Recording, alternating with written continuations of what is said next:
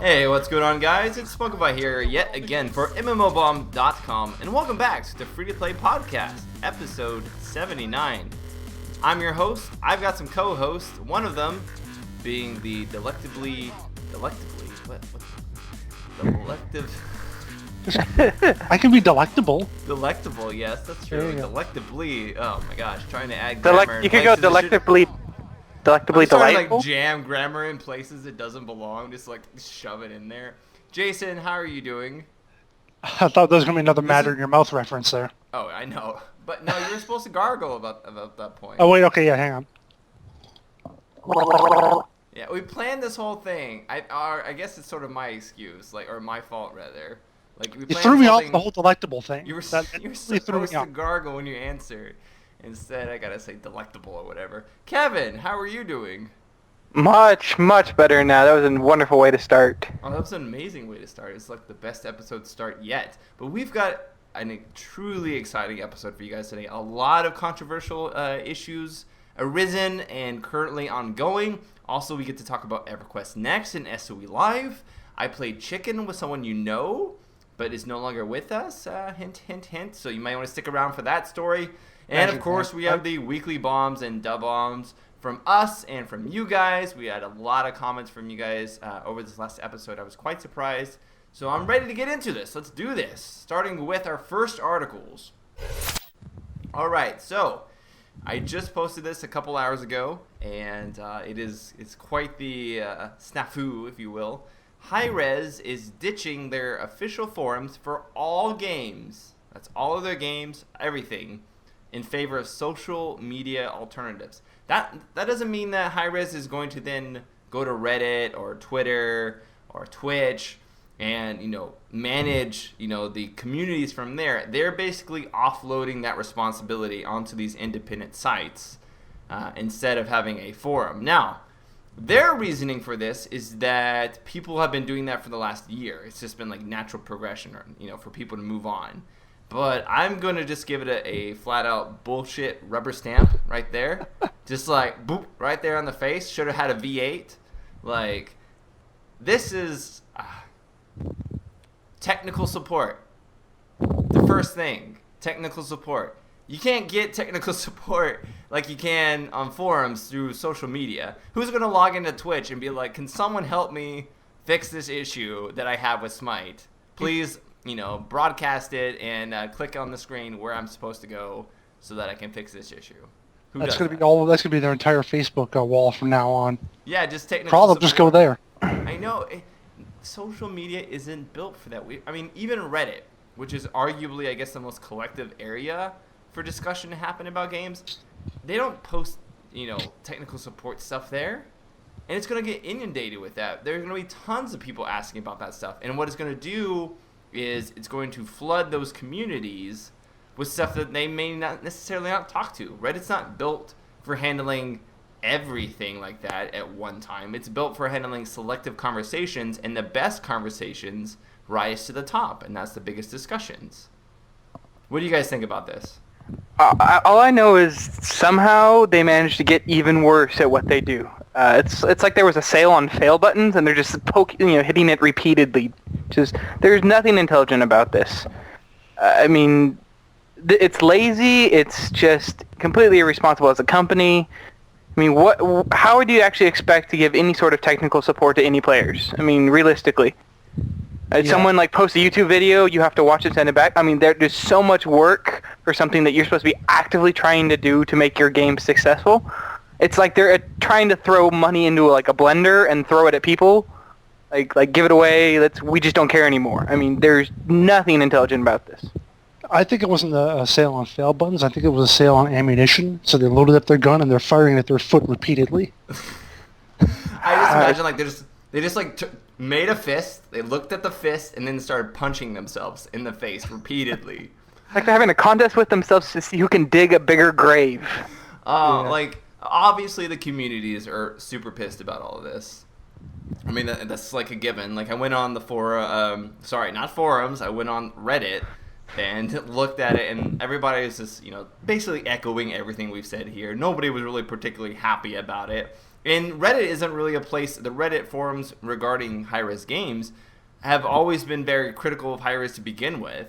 So it's not like Reddit like openly welcomed this change, you know. It wasn't like they were in cahoots or anything. Reddit was actively against that because they realized that it's not sufficient. It's not easy to search Reddit or to adapt to Reddit if you're not a socialite, if you're not someone who goes to these sites regularly. All of a sudden, you have to go to multiple sites and figure them out if you want any kind of like normal social interaction or just to find out if there's an issue that someone can solve.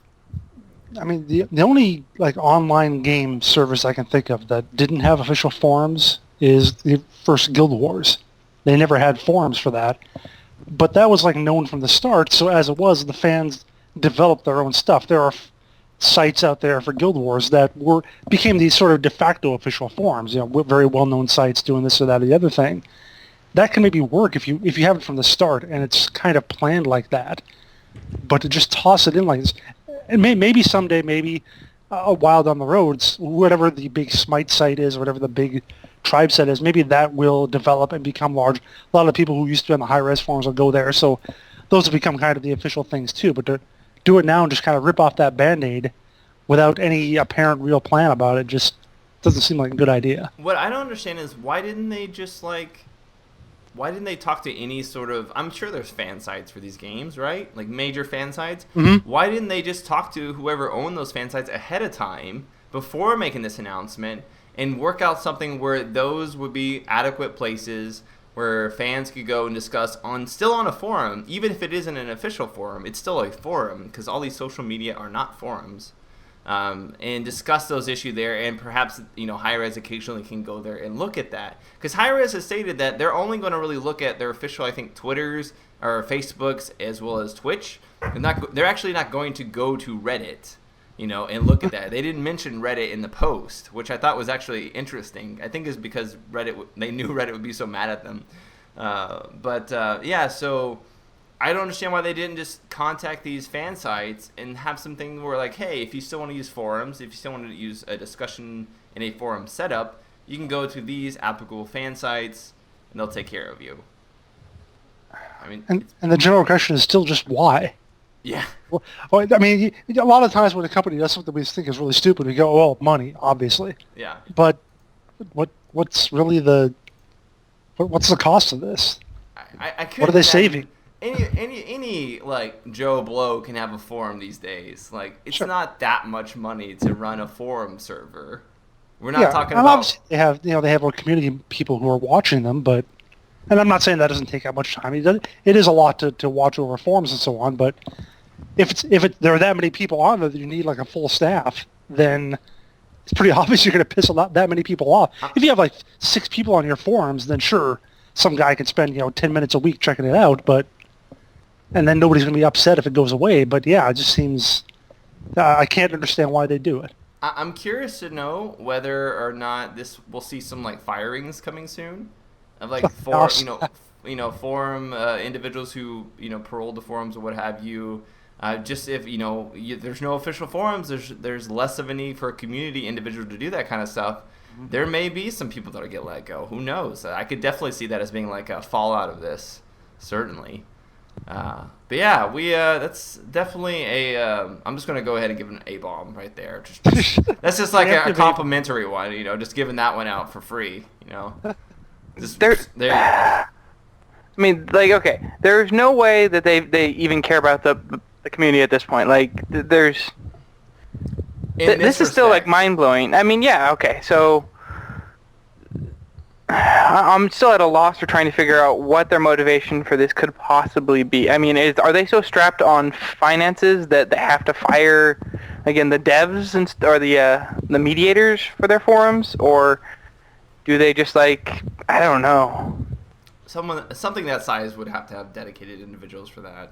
I mean, Hi-Rez, it seems like they have at least like 15 or so, 20. I've seen that many people before individually at Hi-Rez, just in the background when I've seen streams. Well, they have probably community moderators who do the forums and also the social media and so on. This is one part of their job they just don't have to do anymore. But whether that's enough that they get laid off for it, I don't know.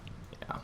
All right, well, enough of the ranting. We'll see how that pans out and see exactly what happens. If Hi-Rez was a public stock, I think it would be dropping right about now. Plummeting. Sell your shares. I just imagine that. What is it? That one business show where it's like sell. And with like, Jim Cramer. Yeah, Jim Cramer's like, put all your money in this company. Yeah, there's definitely a time to sell from Hi-Rez. All right, so. Another thing that we have is actually somewhat of a surprise. This is coming from Ubisoft, and this happened earlier last week. But we're just getting ready to talk about it now. Mighty Quest for Epic Loot, of course. I did a first look for that just a few weeks ago. And even then I had a little bit of issue with some of the monetization options they had. Well, after I did the first look, the Ubisoft actually went in and made some financial changes that were to a detriment. They basically made it so where... if you didn't have the gold to buy anything, you could just buy it with their version of, Real World Cash, which is these gems. That's their in-game currency that you can purchase. So if you didn't have any gold, you just loaded up on these gems and bought everything you need instantly, essentially. And this game is very much sort of like a grind at periods. It takes a long time to upgrade, especially at higher tiers.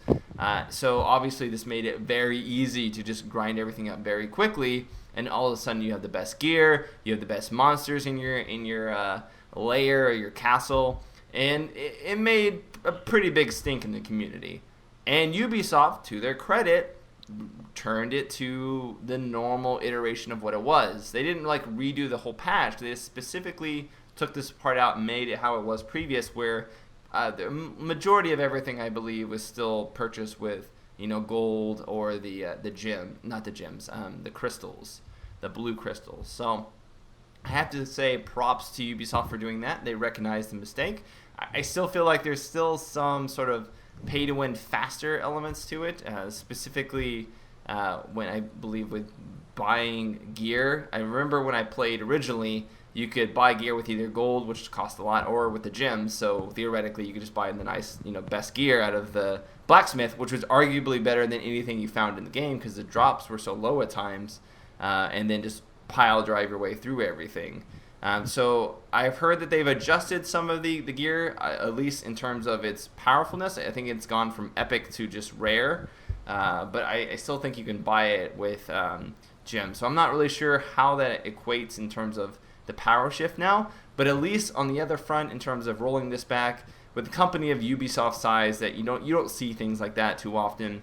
So I'm going to go ahead and tip my hat to Ubisoft. What do you guys, are you happy about this? I mean, what's your general impressions of it? Is this enough? Should they go farther?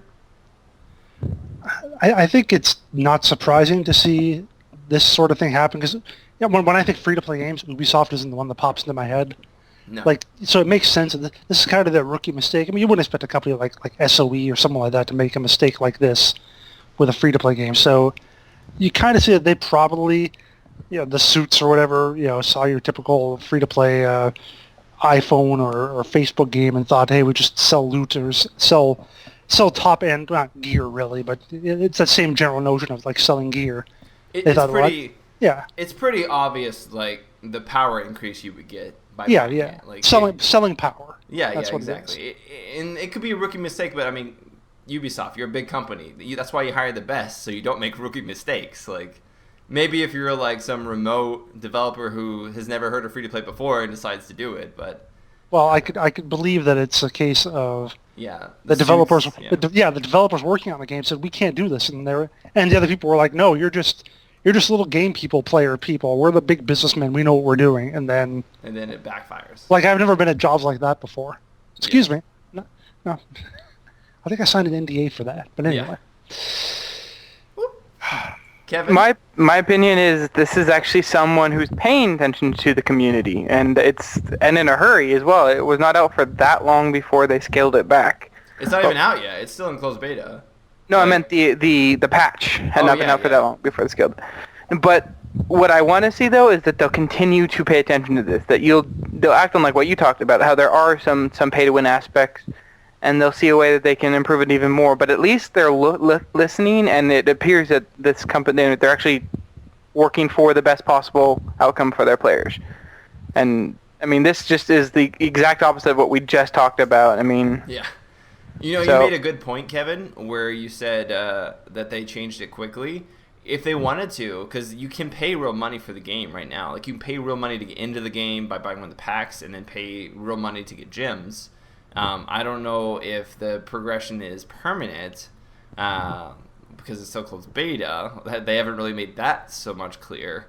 But because of the fact that you can pay for gems, they could have waited for people just to pay for a ton of gems and then just reverted it after that point. So all these people had all these gems they bought because they thought they could buy everything, and then all of a sudden, you know, it's changed back. So at least they did it very early on, and it wasn't, you know, it wasn't obviously like a ploy to get a lot of money really quickly and then, you know, revert it because obviously it's a bad change. At least it doesn't appear to be that. But all right, so now that we've sort of gotten those smaller articles out of the way, let's get on to the main event. After all, this podcast is called Voxels Everywhere. And why are we discussing Voxels? Well, because it's EverQuest Next, SOE Live. I got to attend. It sucks for you guys, I guess. Well, no, Jason, you got to go to QuakeCon. Yeah, but that's not quite the same. Not quite. Well, was there a lot of nerds dressed up in cosplay there? No. There was a lot of that where I was. No. So the way, depending on how you look at it, the costumes, there was a... I didn't get to go to a pool party. True. Very much true. I'll talk about that in just a little bit. There was a VS cosplay Max, which was pretty cool. I thought that was pretty awesome.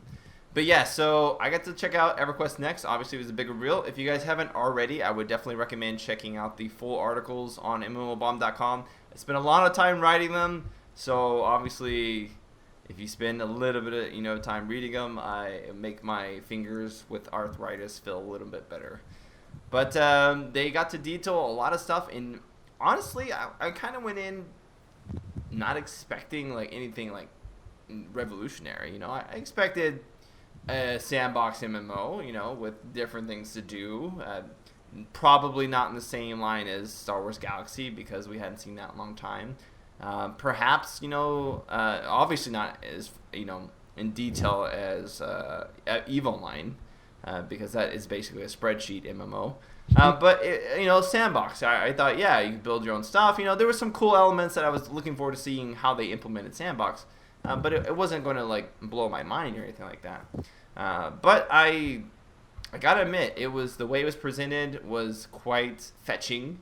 It is voxel based. What that means is everything in the world, when you slam a hammer down, it can break. It has the potential to break, make holes, and then you can actually dig through the ground almost anywhere and actually reach a new level. So if you think about Minecraft, for example, if you dig straight down in Minecraft, you may land in a chasm or in a cave. Same thing can happen in this game. It's voxel based. So you dig in an area, you can mine for stuff, for resources, use that stuff in crafting. It feels very much more like a real world. Like, you don't just go up to a random rock node somewhere and be like, I'm mining this for 2 seconds, I now have some ore. It's more along the lines of you actually go and you pick at stuff and you break stuff down into basic elements and collect them and then craft them. There's a lot of comparisons, obviously, in Minecraft in that regard. And we'll talk a little bit more about the construction later on. But there is just a myriad of stuff to talk about. Another thing to bring up really quickly would be the AI. The way the AI works is instead of just spawning in one area over and over and letting you kill it, it will spawn in a random area and then migrate towards an area that it prefers. And basically everything is tagged in the entire world. And these tags denote if it's a suitable area for orcs or for wildlife or different types of bandits or whatever, whatever mobs. And those things may be, those parameters for an orc, for example, is what they used in the presentation.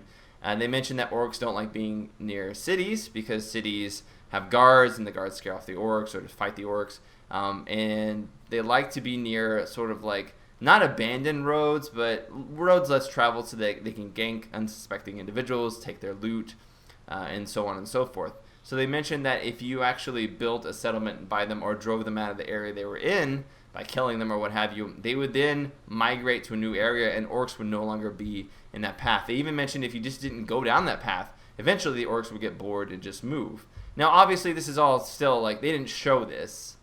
This is just what they said, so we don't know if this is actually how it's going to happen, like, realistically. But it gives promise. What do you guys think, first of all, of these two elements? We'll sort of break this down into individual parts that we talk about. I think the voxel side of it is an amazing idea. I just hope it can't be abused for trolling purposes. I know that actually happens to be a problem in Minecraft at times, and as long as there's a limit to the like certain things, let's say like you can't just like someone build a castle and you completely destroy all the ground around it so they can never leave their castle without falling down into the earth, and they just keep it up even through the healing side of it. I mean, as long as nothing like super degrading like that ever happens, I really like the idea of it. It allows for multiple different environments, changing the environments, all kinds of cool stuff. You quickly touched on healing. Why don't you go ahead and explain to the viewers, since I take it you've read it, what the healing actually is? How does that work? Okay, so basically that even though you can blow up holes in the ground and all that stuff, it will actually heal over time. So if you were to build a giant hole in the ground to drop down to another one, eventually, and I don't know, we don't know the time. We don't know how long it will take. But yeah, it'll eventually heal back up and fully close. Yeah. So that does prevent sort of like the world turning into just like one flat plane, because everything will heal over time. And they also mentioned that they can dictate how much destruction you can do in an area. So a player may not be able to destroy buildings in some area because the developers have turned that off.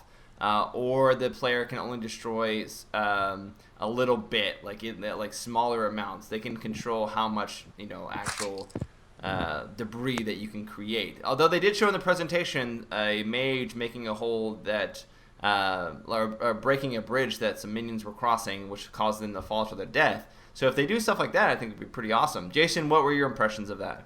Well, I'm going to go back to talk about the orcs like you were talking about not wanting to be in your cities and having their own notion of what they want to do. Mm-hmm. I've been hoping that some game would come up with something other than basically there are two choices for a mob. One is that it stands around, the other is that it moves back and forth. Mm-hmm. So that's all you get, and then there's occasional stuff like in Rift and Invasion, just kind of walking down the street. I like the notion like patrols, essentially. Yeah, patrols. I like the notion of mobs with a purpose, basically, instead of... It reminds me a little bit of, like in some of the Elder Scrolls games, the recent ones, where, characters have, they call it Radiant AI, I think, in Oblivion, where, a merchant is going to get up during the day, he's going to go talk to someone, and then he's going to go sit in the inn for a while, and then he goes to his shop, and then he's there till the nighttime, and he goes home and goes to bed. It's not just guys standing around doing nothing. They have their own programmed behavior that's more than just stand around and get killed. Yeah, like, I'm really curious to see whether or not like daytime, nighttime will affect, because they did show that they uses the Forge Light engine, which is the visual engine that PlanetSide 2 uses, just with a voxel-based ground mesh that's being produced by a separate company. They took the technology and they implemented it in the MMO. And so with Forge Light, of course, they can get the same night and day. What in the world? Night and day. That's how tired I am. Still getting over this. Event, and I'm wondering like if at night different mobs do different things than during the day. So some NPCs will go to bed. They may migrate to a different area of the city, for example. I'm really curious to see exactly what would happen to that. I hope make more sense too for the orcs to want to ambush you during the nighttime too. Yeah, exactly. Roads aren't as safe, or whatever. Yeah, exactly. Like there's so many possibilities. I just hope that they think of all of this and they make it into it. This really gives it a chance to be like a living sort of... I mean, it's not living, breathing. It has the appearance of that, but it certainly gives more options and choices. And one thing that a lot of players that I noticed when I was looking at comments pointed out was this finally gets rid of the whole data mining aspect of it. Like, used to, you would just data mine where things spawn, how much, what they drop, etc. But if orcs and stuff move around, you can know, it's going to be different per server, so you can't just know, for a certain where things are going to be. You actually have to go out and explore for it, which I think is really cool. But Jason, what do you actually think about like the separate planes? Actually digging down to go beneath to go somewhere else. Well, that's a really cool idea, and if I'm reading it right, they said that the below worlds are going to be procedurally generated. So again, They you are. never know what you're gonna run into when you go down there. And yeah, if they can do that and make it look pretty good and have it appear like it was made by an actual like designer as opposed to I'm sure they'll have like tile sets, like large. yeah. I sort of, mean, there's gonna be a little bit. I mean, yeah. There are going to be some similar aspects, some elements you're going to recognize. But as long as in general it looks like a different thing and you never know what's down that corridor or whatever, yeah, that just sounds amazing. And there was an image, I don't know where I saw. I think it's on their official site where it shows like there's like 4 different layers after you go, below the surface. Mm-hmm. At least in the image they had. So, yeah, I mean, you just go down. What I worry about is that it means now that you can go down like a bunch of layers. Overworld is like 500 feet by 500 feet. Mm-hmm. The whole world. Now, probably not quite that No. bad. See, I'm wondering if they do it to where like the farther down you go, like the harder the enemies get. Kind of like if you ever play Terraria. Oh, like, there you you keep go. going farther and farther, and they get harder and harder and harder, and you're like, I have like maybe like a risk versus reward where you keep going farther. The land's like healing above you. You're like, I'm stuck down here now. You just keep seeing how far you can go before you die. I mean, there's a lot of options here. There's a lot of sort of wonder to how this could actually play out. I just hope it actually plays out quite well. And then we got a little bit of a glimpse of large scale destruction. We saw the golem tear through a building and then break through a bunch of trees. And I actually asked them whether or not the golem would have any like effect on the ground as he walked, and they mentioned that you couldn't see it in the video, but when he walks across the ground, he actually leaves footprints, like big footprints. So you'll actually see these footprints and know where the golems walked, which I thought was really awesome. It's those tiny details, And Well, you talked about the bridge too, and knocking orcs off the bridge by destroying it. That's another thing that a lot of MMOs just don't do. It's like if you're on a different level of some mob and it can't get to you, then it's going to reset or it's going to bug out or whatever. And the notion that you can do that and you really use the terrain to your advantage, and hopefully they can knock you off too. What I want to see is what I really love to see is a case where a monster can hit you. I guess like a giant thing can just grab you, pick you up, and slam you on the ground and knock you through, and you go down to the next level or something like that. That would be great. Yeah, they did show one of the golems.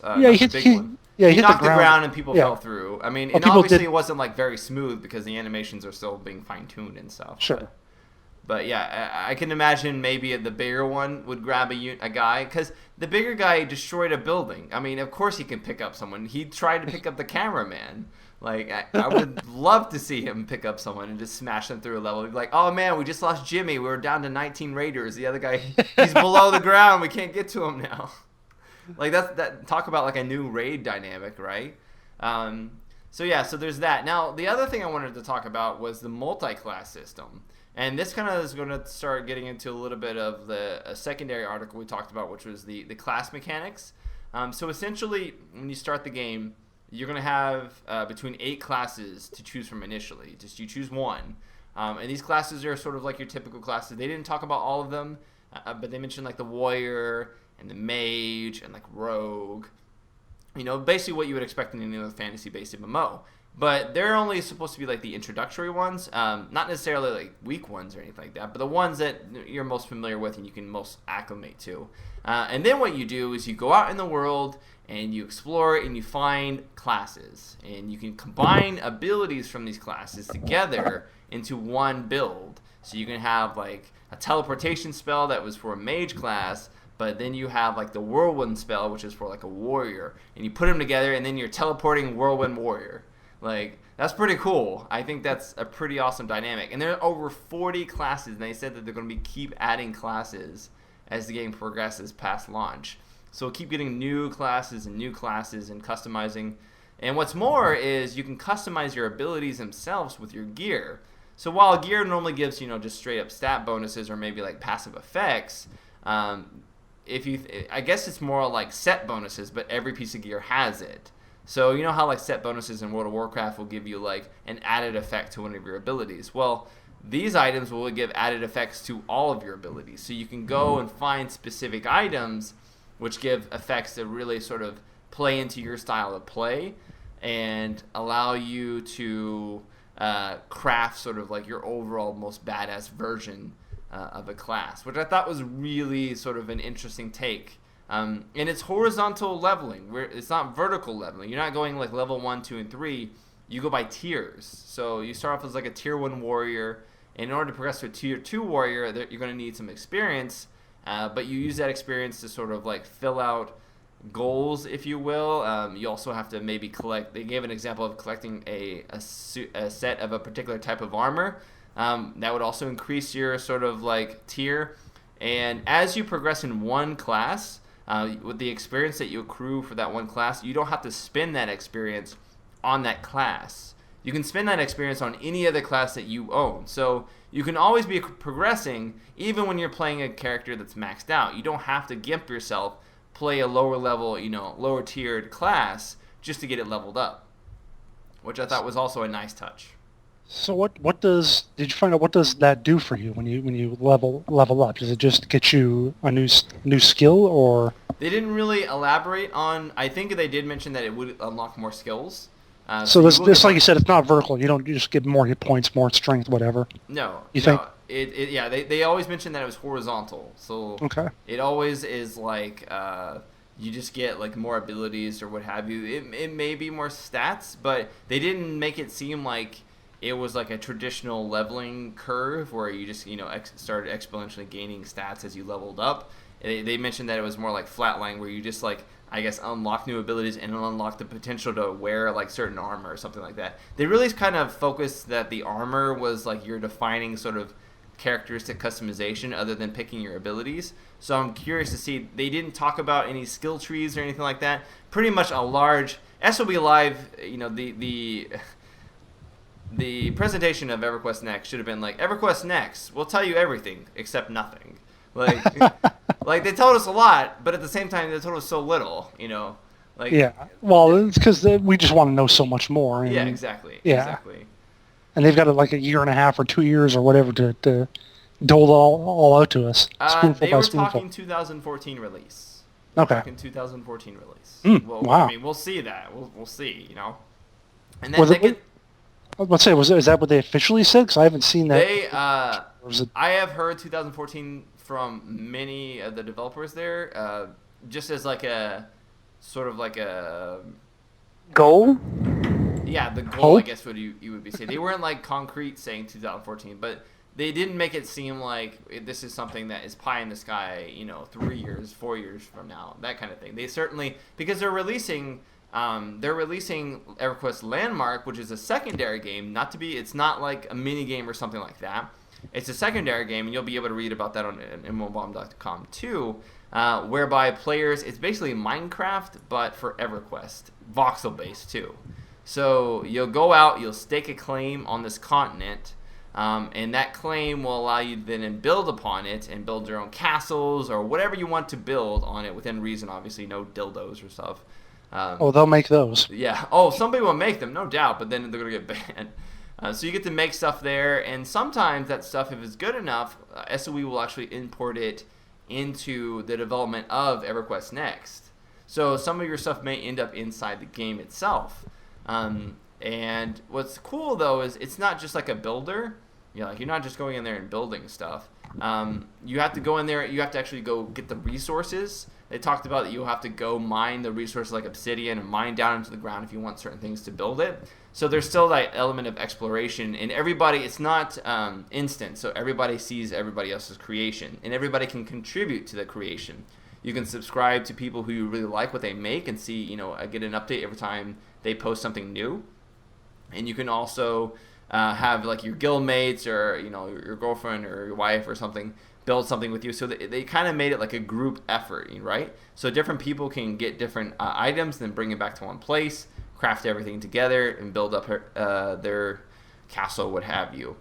What was really nice is they talked about how they're going to implement Player Studio into this, whereby if you build a certain object, say like a wall or a really cool looking house, you can sell the template, not the object itself, but the template of it. And if someone buys that on the Player Studio store, they can then use that template to create an exact replica of it, as long as they have the resources necessary to build that. and you get a profit from that. You get, I think, like 30 or 40%, something like that. Well, I quit this job. I'm not going to write for MMOBomb anymore. I'm just going to make money off my SOE landmark stuff. I thought it would be a brilliant idea if I was just like the first person to make an obsidian wall. Like, there, I made the wall. Everybody can just buy the wall, and just make it every time. Like, it's perfect. And what's cool, though, is that unlike, say, Minecraft, which is all block-based, because this is voxel, you can make smooth edges. You can curve things. You can really take in minute areas and make it as detailed as possible. And the developers mentioned that the exact same tools that you're going to get in Landmark are the same tools that they used to build the areas within EverQuest Next. So you're going to get the exact same tools. It's all done in-game. There's no 3D modeling necessary.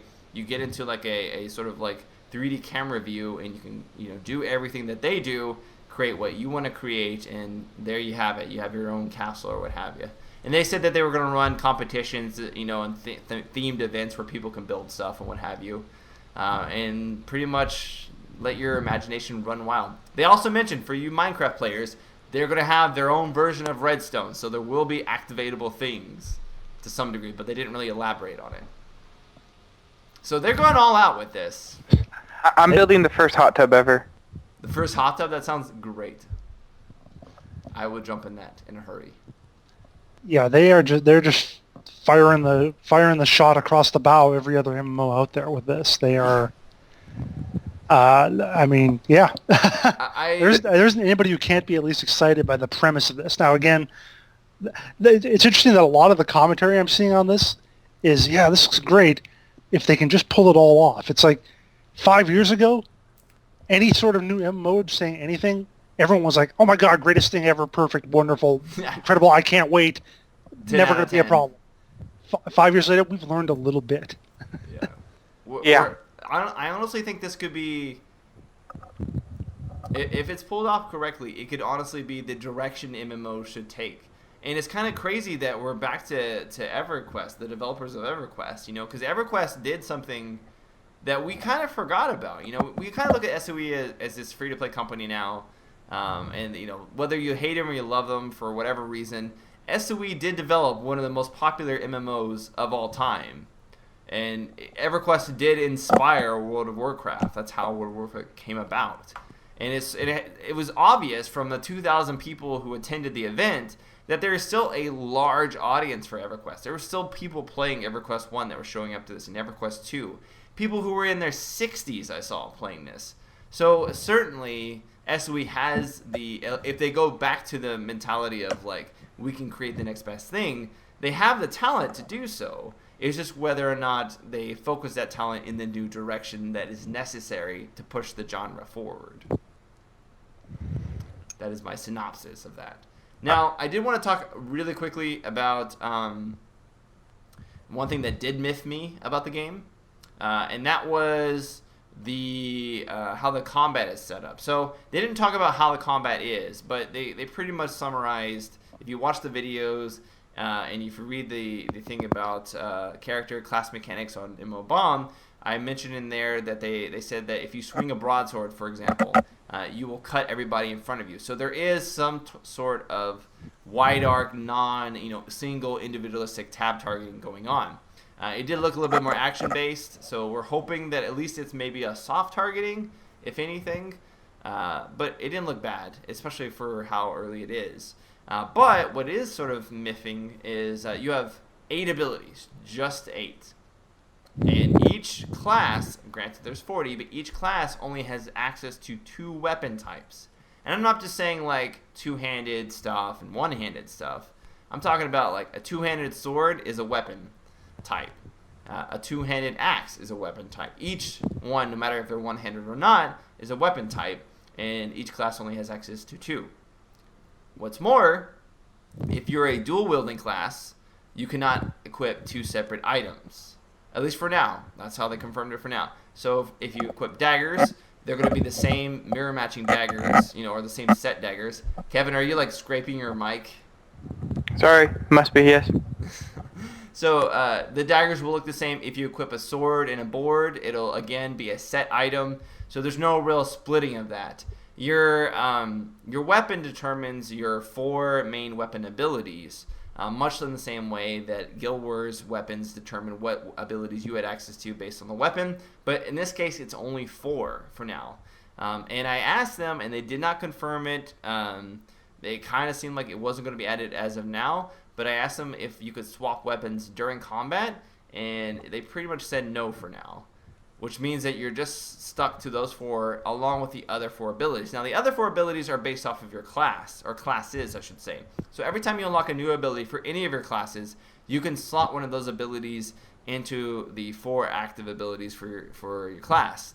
So that means, like I said before, you can get the teleportation ability plus like a whirlwind. But whatever main class you are at the time, that class defines sort of how many utility spells, how many defensive spells, how many offensive spells, and how many movement spells you can have on your bar. So you can't just load your bar up with like 4 attack spells and like try to insta-give someone because you got like the best abilities. You basically have to fit within the conformity of whatever main class you're playing.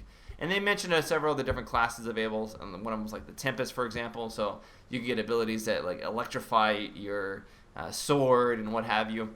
So you do get some customization there, and there is a energy system in place. So it's not like Guild Wars where you can just spam your abilities nonstop.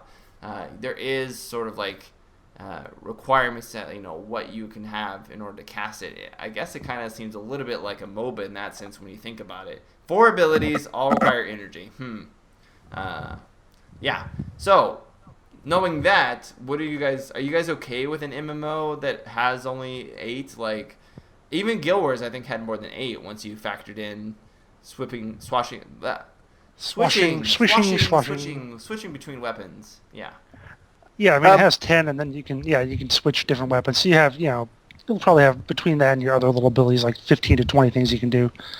But that said, I think in general, this is just the trend that MMOs are going towards smaller skill bars. You're just not going to see many, I think, anymore that have, 30 or 40 skills available to you. It's partially probably an accessibility thing. It's in some cases, especially for this, because it's going to be on consoles, it's because of the limited number of controls you have for a console. You can't have 40 different buttons you have to push with a console control. So it's just how it is. It's just the future of MMOs, it appears. Yeah, I mean, looking at, for example, WildStar. WildStar seems to have similar combat in that both of them have telegraphed attacks. But WildStar is more traditional MMO in the sense that you can have more abilities.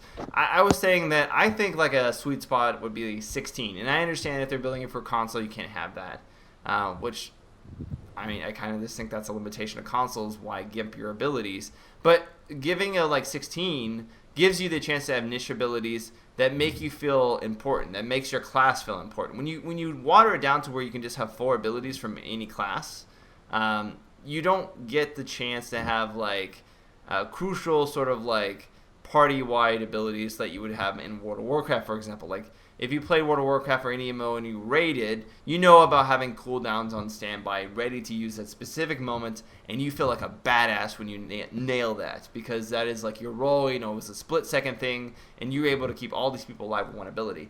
When you water it down to just 4 to 8 abilities, you don't really gain access to an ability like that has such an impact, because chances are if you had something like that on just 8 abilities, it would be pretty overpowered if it always helped that many people that often.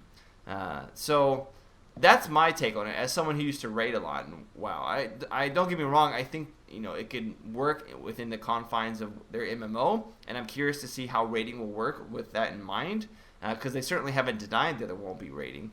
But I don't know. I like having buttons. I think at least, like you say, there should be some sort of swapping. You should be able to have access to more than 8 powers at a time. Yeah. Swapping really comes into play because let's say you're playing a warrior, you may be wanting to do DPS, but the next minute you're going to have to soak up some damage. You want to swap to your sword and shield. I mean, there's a lot of sort of tactical elements to that doesn't require more abilities to be on your bar, but certainly gives you access to more abilities. And that still makes it, again, because of that, it makes it easy for consoles to handle it too, if that's a factor. Kevin, what about you? Well, I know only having that few skills is going to get repetitive kind of in a hurry. So my biggest hope is with this ability to go find new classes and therefore get new skills and stuff, and kind of this, again, the horizontal leveling system, that it will offer you enough new spells that you'll want to swap to often enough that it keeps it from getting repetitive in a hurry. I feel at some point, obviously, you're going to hit the max of something and it's just not going to change anymore. But if you can get enough influx of new spells to kind of allow your combat to change over time at a reasonable pace, it can do a lot for it. We'll have to see, guys. I mean, on the one hand, I'm really excited for all the exploration. I think is going to be one of the biggest things of the game. The exploration of the different levels and what have you. I'm just hoping that combat. I mean, yeah, like you said, I hope you get introduced to new classes frequently enough that you're always willing to try new things. But each class does have their own armor requirements. So you can't, for example, wear a light armor as a warrior. You have to conform to the armor type. But the armor itself also gives you bonuses that go across all abilities. So they gave an example, if you did like Whirlwind and Teleport with the warrior and the mage, that may cost more energy than what you would typically be able to do in a quick combo. But if you get a certain ring, it may reduce the cost of all teleportation or all teleportation skills, because they basically mentioned that multiple classes can have different variants of a teleportation skill. One of the teleportation skills they showed, when you teleported, it made a vortex where you last were. It sucked all the enemies in and then exploded, which is pretty cool. So obviously you can have different ones, and this would reduce the cost of any teleportation spells you had, thus allowing you to do your combo. So I can see that being really cool to go back and forth, but you will have to carry other sets of gear, although they did say they would make it easy for swapping out between those. Just food for thought, guys. So that's sort of been the EverQuest Next, I've just dumped a shovel load of dirt right in, on top of this. Basically like a truckload of information. I backed it up and let it into your ears, I guess you could say. Basically, when I got home from QuakeCon on Friday, then I knew that the reveal of EverQuest Next was that day too, so I spent like an hour and a half just on YouTube looking at their videos and stuff. Yeah, they're right now the videos that they've released really look just like tech demos, but they mentioned that everything they're showing, everything they've talked about is already working. Sure. They're not just ideas. Everything they've shown so far isn't in the design phase, it is in the implementation phase. It's practically done. Right? Why isn't it coming out next year? Yeah. But yeah, so it is in the works, and it is in vaporware. If they've shown it or if they've talked about it, they made it clear that it's already in the basically iteration stage where they add more stuff to it, not just make it. So that's stuff just to talk about, and hopefully you guys let us know what you think of EverQuest Next. Why don't we jump on over then to the weekly bombs? Alright, so now that we've talked in great detail about SOE, I was going to give a bomb to SOE, but I'm going to let that slide until next week because we talked so much about him. My A-bomb, going to change it up, is going to go to Comcast. Comcast, for those of you not in the United States, is a huge, huge, huge provider of internet service, and they suck. Yeah, that's just the gist of it. I mean, what cable company doesn't suck, at least in the United States? But basically, I recently moved into my first house. I mean, it's only renting, but I moved into it. I'm going to give myself a pat on the back. And I got internet in one room and realized I wanted to move my computer to another room. So naturally, I moved the router, and the router doesn't work, or the modem doesn't work in the other room. I call Comcast, and I say, hey, it doesn't work in this room. They're like, it should work in that room. And I'm like, obviously it doesn't. So they're like, well, here, you can pay $50 and have a technician come out and get it working in that room. And I was like, well, can't you just turn it on from your side? And they're like, I'm sorry, it should have been done when the guy originally came. They all should be working. So it's either they're not working, as in the house is faulty, or that it was done incorrectly. And I'm like, well, chances are, out of the 4 outlets that I have cable on, and only one of them working in my bedroom, I'm pretty sure it wasn't my fault or the house's fault. So why do I have to pay for something that was a mistake of someone else? Long story short, eventually the woman tells me that I can pay $4 a month to have free technician service. So basically what they told me is, instead of paying $50, I can just pay $4 for a subscription, have it done, and then cancel the subscription charge. So I got around paying $50 and instead paying $4. Now, if that isn't a ripoff slash like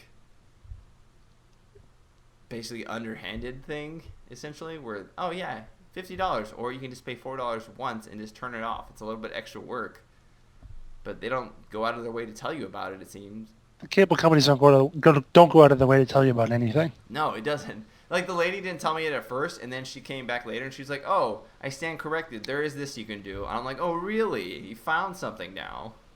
Is that so? So yeah, that's my A-bomb. Jason, why don't you go ahead and tell us what is it? I am giving a tentative, at least for now and for the first 4 levels, bomb to the Elder Scrolls Online, which I finally got a chance to play at QuakeCon on Friday. Got 2 hours in. Did you get a beta key as well?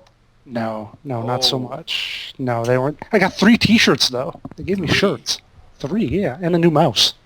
But anyway, yeah, I was in the press room getting my time with the game, asking the devs questions as I was playing. And for those who are wondering, my general impression, is that the going around and the questing and so on feels like Skyrim. Where I mean, like literally, there were times I was playing, I could have thought I was playing like some DLC from Skyrim. That's how much it appeared like that game. Really? Yeah. Now the combat, kind of half and half. The regular general combat of clicking left mouse to attack, right mouse. I was sword and shield most of the time, so it was right mouse to block. That sort of stuff felt pretty good. But you did have powers on your hotbar, and that part of it felt kind of MMO-like. So, what was there like? Did it like quickly change animations whenever you cast the ability, or? Well, I mean, the thing I had was like a pull, I sent out like a spectral chain or whatever and pulled the guy to me, and that's what it did. It wasn't like. I guess yeah. I don't remember ever there being something like that. That's exactly the thing. I mean, you don't usually have that sort of thing in the Elder Scrolls in Skyrim or whatever. The really magical kind of abilities like that. I mean, sure, you chuck fireballs with your mage or whatever, but in terms of the really unrealistic thing, there's no gap closers or anything like that like you expect in or debuffs or anything really like that. No leaps. There's no leaps. Yeah, leaps. Yeah, leaps, teleports, anything like that. But I imagine a lot of that is going to be the MMO, and that'll feel a little odd. But if it works okay with a decent combat engine underneath it, I don't really mind. Now, I'm curious. I read a lot about the animations being kind of like wonky, not like the greatest. What were your experience with the animations? I thought they were fine. I thought the animations looked good. I mostly played in third-person mode. Wasn't a big fan of first-person. And no, I thought. Do you feel like first-person pretty much just a gimmick? Yeah, I do. I mean, I think again, going back to the single-player games, I think first-person works fine because usually you only have like one, maybe two guys in front of you that you're fighting, and they're not doing crazy special effects. And there's no dodge roll. There's a dodge roll in the MMO. So, like I said, you mostly can keep an eye on stuff. But if you're just me running around, doing single player PvE with occasionally another person, or I'd pull an extra mob or whatever. But for the most part, it was mostly one-on-one kind of stuff. That was okay. I can't imagine doing first person if I'm in like a raid, a big group battle, or a PvP or anything like that. There's no way that would work. There's no situational awareness. Yeah, exactly. You don't know what's going on. Oh, that's very interesting. Well, I'll have to see how that plans out. I certainly, from the sound of things, I think I'm still sticking to EverQuest Next's. Oh yeah, I'm sure interested in that. But yeah, this is something if you liked Elder Scrolls, if you liked Skyrim, there's no reason to think you won't like this. For sure. All right, Kevin, finally your turn. Well, I moved as well recently, and I got a new box spring, whatever, and I ordered it from this little place called Sleep Train. It's actually a big major chain in California. And, I was kind of expected the usual runaround when you go from, like, a bigger marketplace where it takes forever and it's super expensive, but it turned out to be quite the opposite. It was actually quite affordable, and not only did they call and check up on me to set up a delivery that worked for me, they were able to deliver it a day earlier than they originally had quoted me, and then they give you, like, a 2-hour window. And instead of them showing up at the last second of the 2-hour window, they were actually there in the first 20 minutes of it, which that included them having to call me because they had somehow gotten the directions wrong and wanted to make sure I was going to be at the right spot. So, like, I'm not really sure how they managed to pull off all that. They're wizards. So much different. They're wizards. They're magical, wonderful bed wizards. They're box spring wizards. They're mattress wizards. They fly around on wizardry magic. So, very impressed with the way they handled everything. They were quick, affordable, and just very, very, all in all, very happy. Can you imagine if there's not magic carpets, but instead magic mattresses? Yeah, that would be less maneuverable, I think, but more like a tank. So you could like ram other magic carpets out of the air. You just wouldn't have the maneuverability for dogfights. Battle mattresses, like magical battle mattresses. That'd be awesome. That needs to be a game. That totally needs to be a game. I need to write that down. Battle mattresses. Let's get on that stat. All right, so member bombs now. I'll go ahead and start with the first one. Jamal 9010. Wonder how you came up with that. Were you born in like, I don't know, you're from the future or something. Jamal from the future. He says, I have an A bomb, and he says the bomb, but I'm sure he means the bomb. The Get A bomb. it right, man. Know your English. The bomb. He says, The and bomb. the bomb. The A bomb is for the computer I'm building. Every time I have the money for CPU, GPU, and motherboard, a new bill comes out of nowhere. I hate when that happens, man. The da bomb is, this will be my first computer built if I can get the money for the last 3 things I need. Well, hopefully you can get it, man. GPU, motherboard, and CPU, all crucial components, and definitely necessary. So let us know. Give us an update when your computer's done, and let us know what your stats are going to be, man. What are going to be your specifications? I'm big into computer stuff, man. I got a huge tower next to me, so we'll see. All right, Kevin, why don't you take the next guy? The Chiv? Not really sure. I have an A-bomb for Nexon North America, or an A-bomb for you. Nexon North America is long known to have some of the worst customer service, and in many ways worse than Area. Ooh, that's wow, saying something. That's impressive. Okay. How do they compare to Hi-Rez? Oh, no. I think Hi-Rez is like they're starting to work their way into that competition now. Yeah. Back in March, there was a CBT for Navy Field 2 in North America. Now Europe already had their version of the CBT by this point, and shortly after the NA CBT, Europe went live. Now here we are in August, and the North American market has still not heard a word. What compounds this worse in North America is that NA does not have a website, Twitter feed, or any other social media presence other than a Facebook page, which has been banning people for asking why it takes so long. Now many may say, well, that's Nexon and not worth an A-bomb, but recently it was announced that Navy Field 2 is shutting down. If you can just bring this up in one of your casts, I would appreciate it. Navy Field 2 in Japan is shutting down. JP. Oops, sorry. Yeah. He didn't misspell. It was actually Japan. So yeah, I actually this actually is something that I was quite aware of because I was trying to do a first look of Navy Field 2, and the beta came around, and I thought, oh, you know, I have to wait for the normal closed beta because I think the first one I went into there was an NDA. And it came around, and European was released, and in North America, nothing. Silence. I think they were supposed to release around the same time, too. And since then, the European one has gone live, and you can't access it if you're from North America. It is IP blocked. So, yeah, I feel your pain, man. I definitely understand. I would give a A-bomb, rather, to Nexon as well. I hope they release it soon, because when I played it, it wasn't that bad. But, I don't know why there's this huge delay. And then finally, Jason, get this last guy here. All right, I've got Reaver Mist, and he says, Trion gets an A-bomb from me for pretty much ruining the game that I was looking forward to most of all. I'll lift my boycott from them for avoiding the MOBA enough with this title, but they have a ways to go before I decide to actually invest in any of their games, and I assume he's talking about End of Nations. Mm-hmm. And yeah, I mean, well, as like I said, this game's been through so many iterations. It's come back and it's been gone and come back so many times. It's just, I don't know how they're expecting that they're going to keep anybody really, I guess how you're going to keep people that interested in it when you're changing it every 6 months. Yeah, it just, I don't know. companies making weird decisions, guys. Companies making weird decisions. Well, thanks for your member bombs, guys. I feel your pain, a lot of this. Hopefully some of this gets resolved earlier rather than later. And as always, just keep sending them in. We like to hear about your troubles and tears and what you genuinely like and feel is worth a DeBomb. Because DeBomb is like a good award to give something. If something has been DeBombed, that's like, perfecto. It's a good thing to see. All right, so question of the week from last week was, is there an old franchise you would like to see come back free to play? And I'll try to pronounce his name. It was EU Nasunt. He says, the IP that I would love to see rebooted onto the free-to-play market is Vampire the Masquerade, or even a traditional box set version. I would just be psyched to have that IP come back to life. That was a good IP. I didn't get to play the full game, but...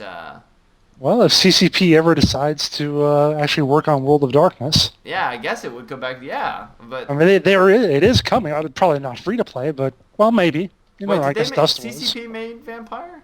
Well, White Wolf made Vampire, but then CCP bought White Wolf. Oh, that's right. So, yeah, I mean, I agree. I totally would love to see a Vampire the Masquerade MMO, and we supposedly had details on it of stuff that they were talking about, but... And then they were like, oh, we it's going to take way too long right now. Yeah. They started talking about it, and they're like, oh, we can't talk about it. Like, we still got too much to do. Here's the thing, too. A friend of mine, a business associate, when we were at GDC last year, apparently he went out drinking and wound up with Hi-Mar, the CEO of CCP, Mm-hmm. and he brought up World of Darkness and said, how's that coming along? And apparently Hi-Mar just kind of chuckled. Development hell, is it? Okay. Yeah. All right, so Kevin, why don't you take the next guy? Ooh, Alchemist. Ooh, did I get that right? It's like, Pretty close. ooh. It has to go up and down. See, it's like little lows and Alchemist. big lows. Ooh. There we go. I think that's close enough. Oh, Streets of Rage MMO would be so sick. Link your friends and fight evil and gangsters from around the world. Tongue sticking out, smiley face. That does sound fun. Streets of Rage MMO. It's like you gotta clear the streets, the gangsters. And everybody like walks around in like gangs of like 10. It'd be cool to have like gangs. Can you imagine Streets of Rage with gangs? Like, you have your gangs of thugs, and you have, like, your nunchucks and stuff like that, and you just, like, have gang fights with other people. Because you have, I guess, APB, but that was all with guns. You just strip that down a little bit, less guns, more, Lead pipes. like, pipes. You need something like those old side-scrolling arcade games, like the Teenage Mutant Ninja Turtles one. That's basically what Streets of Rage was. That's that what it Streets was? of Rage Okay, was, that's what yeah. it was? Yeah. Okay, all right. Yeah. Yeah, something like that, or just an MMO style. Yeah, there's a new Ninja Turtles game coming out for those of you who ever played Turtles in Time. This one's gonna be 3D though, so we don't know how that one will work. But yeah, you'll get to have all 4 characters in one. But yeah, that's not an MMO though. Streets of Rage MMO. I'm telling you, if they did it with gangs, it would work well. All right, and then I would totally play it. Finally, Warwick. I believe that's you, Jason. I said his name. I just totally miffed it. But Oh, I was going to pronounce it Steve. oh, okay. Okay, so Steve, a.k.a. Warwick, says, well, what I wish to see reborn is Silk Road. Why? Because it died when they removed the freaking trading system for low levels and left only the grind system. Who likes grinding instead of awesomely trading? Or even better, a new game with a new project with the same story. Silk Road has like a really dedicated fan base, but at the same time, they're like really begrudgingly mad at how old the game is. Doesn't it make sense that a game about the Silk Road would be all about trading? Why would they take that out? Or I don't know. I've never played Silk Road, honestly. neither have I, but just saying what it's about. It's like it's got to be about trading, right? That's like, what's another name for something? I'm trying to think of like something that companies making weird decisions. I know. That's the subtitle for this. Besides Voxels everywhere. Voxels everywhere, and companies making weird decisions. It's a little bit. I think that's a little bit too long for the name, though. Yeah, probably. All right. So finally, then the question of the week is, what is your opinion on EQ Next? So we talked a lot about it. It's hot in this room right now. There's no air coming in here, so we've talked a lot about it, and there is quite a lot of information, yet there's still more to know. So as of now, what is your opinion on EQ Next? Let us know in the comments below, guys. And as always, we have our respective areas that you can follow us on, starting with Jason. I can be found on the Twitters at Winter Informal, and also where else? Oh, live stream, twitch.tv/Jason Winter. And I still occasionally, other than my MMO stuff, MMOBomb stuff, I'll still occasionally blog at jasonwinter.wordpress.com. Look at you. You know you've made it, or you're doing something when you have your name in a URL. Well, that's not really hard to do. True. I guess you're right.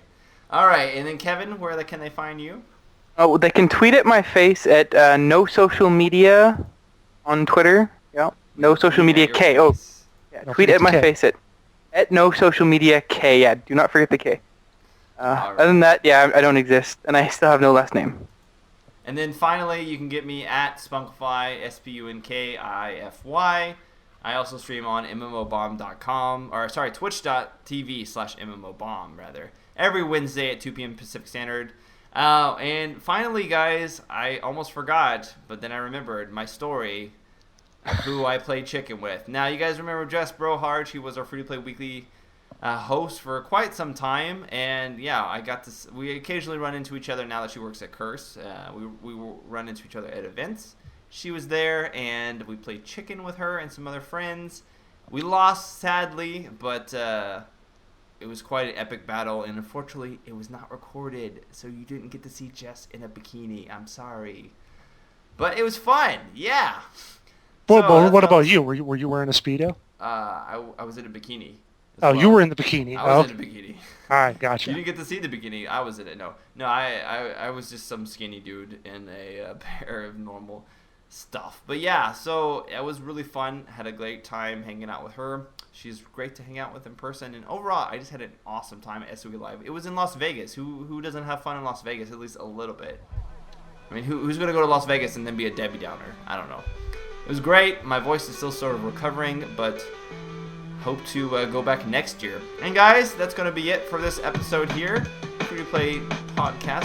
Thanks so much for listening to this point. I love you all. You guys are amazing fans. And until the next episode, we'll see you guys later. Spunkify out. Later, guys.